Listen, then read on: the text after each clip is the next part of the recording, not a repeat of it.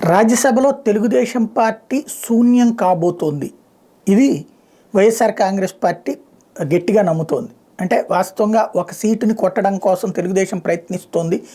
వైసీపీలో ఉన్న అసంతృప్త ఎమ్మెల్యేల ఓట్లను కొని తద్వారా ప్రయత్నిస్తోందని మొన్నే ఆంధ్రజ్యోతి రాసింది, ఈనాడు కూడా రాసింది. వైసీపీని దెబ్బతీయడం కోసం కొంతమంది ధనవంతులు కూడా రెడీ అయిపోయారు రాజ్యసభకు అన్నటువంటిది. బట్ సాక్షి ప్రాజెక్ట్ చేయడం అయితే రాజ్యసభలో సాధ్యం కాదన్నటువంటిది హైలైట్ చేసింది. రాజ్యసభలో తెలుగుదేశం పార్టీ అడ్రస్ వచ్చే మార్చి తర్వాత గల్లంతు కాబోతుంది. టీడీపీ ఆవిర్భావం నుంచి ఇప్పటివరకు అంటే గత 41 ఏళ్లలో రాజ్యసభలో ఆ పార్టీ సభ్యులు లేకపోవడం ఇదే తొలిసారి అవుతుంది. నిజానికి తెలుగుదేశం పార్టీ వ్యవస్థాపక అధ్యక్షుడు ఎన్టీఆర్కి వెన్నుపోటు పొడి చంద్రబాబు ఆ పార్టీని చేజిక్కించుకున్న తర్వాత టీడీపీ క్రమంగా ప్రాభవం కోల్పోతూ వస్తుంది. ఈ నేపథ్యంలో త్వరలో ఖాళీ కానున్న 3 రాజ్యసభ స్థానాలు అసెంబ్లీలో సంఖ్యాబలం ద్వారా వైఎస్ఆర్సీపీనే కైవసం చేసుకుంటుంది. దీంతో రాజ్యసభలో టీడీపీ తొలిసారిగా కనుమరుగు కావడం ఖాయం. రాజ్యసభలో మొత్తం సభ్యుల సంఖ్య 250 లోపు ఉండాలి. ప్రస్తుతం ఉన్న సభ్యుల సంఖ్య 245. ఇందులో 233 మందిని ఆయా రాష్ట్రాల శాసనసభ్యులు ఎన్నుకుంటారు.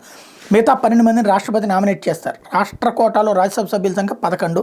ఇక రాజ్యసభలో 2019 ఎన్నికలకు ముందు వైఎస్ఆర్సీపీకి 2, తెలుగుదేశం పార్టీకి 9 మంది సభ్యులు ఉండేవాళ్ళు. రాష్ట్రంలో 2019 ఎన్నికల వైఎస్ఆర్సీపీకి 50% ఓట్లతో 151 శాసనసభ స్థానాల్లో ఘన విజయం సాధించగా టీడీపీ 23 స్థానాలకు పరిమితమై ఘోర పరాజయం చూసింది. దీంతో కేంద్ర అధికారంలో బీజేపీని మంచిగా చేసుకుని కేసుల నుంచి బయటపడేందుకు టీడీపీ నుంచి రాజ్యసభకు ఎన్నికైన సుజనా చౌదరి, సీఎం రమేష్, గరికపాటి మోహన్రావు, టీజీ వెంకటేష్లు బీజేపీలోకి ఫిరాయించేలా చంద్రబాబు పావులు గదిపారు. ఇక రాష్ట్ర కోటాలో ఎన్నికైన రాజ్యసభ సభ్యులు 2020లో 4 టీడీపీ, 2022లో 3 టీడీపీ, 1 వైఎస్ఆర్సీపీ పదవీకాలం పూర్తవడంతో ఎన్నికల సంఘం ఎన్నికలు నిర్వహించింది. నాడు అసెంబ్లీలో వైఎస్ఆర్సీపీకి ఉన్న సంఖ్యాబలం ఆధారంగా 8 రాజ్యసభ స్థానాలు ఆ పార్టీకే దక్కాయి. ఇందులో 4 బీసీలకు రాజ్యసభకు పంపి సామాజిక న్యాయం అంటే ఇది అని సీఎం వైఎస్ జగన్ దేశానికి చాటి చెప్పారు.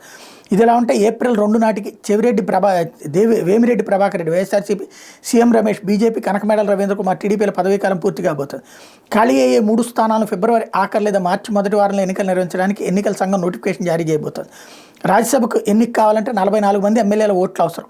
ప్రస్తుతం శాసనసభలో వైఎస్ఆర్సీపీకి ఉన్న సంఖ్యాబలాన్ని బట్టి చూస్తే ఈ 3 స్థానాలు ఆ పార్టీ ఖాతాలో చేరడం ఖాయం. దీంతో రాజ్యసభలో వైఎస్ఆర్సీపీ బలం 11కు చేరబోతుంది. అంటే రాష్ట్ర కోటాలో సీట్లన్నీ వైఎస్ఆర్సీపీ ఖాతాలోకి చేరుతాయి. టీడీపీ ఉనికి లేకుండా పోతుంది. వాస్తవంగా ఇప్పుడు తెలుగుదేశానికి 19 + 4 వైసీపీ నుంచి వచ్చిన వాళ్ళతో 23 ఉంది. అంటే ఇంకా 21 మంది కావాలి. అంతమందిని తీసుకురాగలుగుతారు. వాస్తవంగా అయితే కనుక రాజ్యసభ సీట్లలో క్లియరిటీ ఏంటంటే రాజ్యసభ సందర్భంలో ఓట్లు చూపెట్టి వేస్తారు ఏజెంట్కి.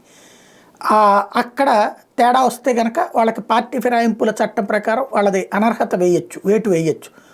దాన్ని ఇంతకుముందు సుప్రీంకోర్టు కూడా ఓకే చేసింది. కాబట్టి ఈ దఫా ఏం జరుగుతుందో చూడాలి.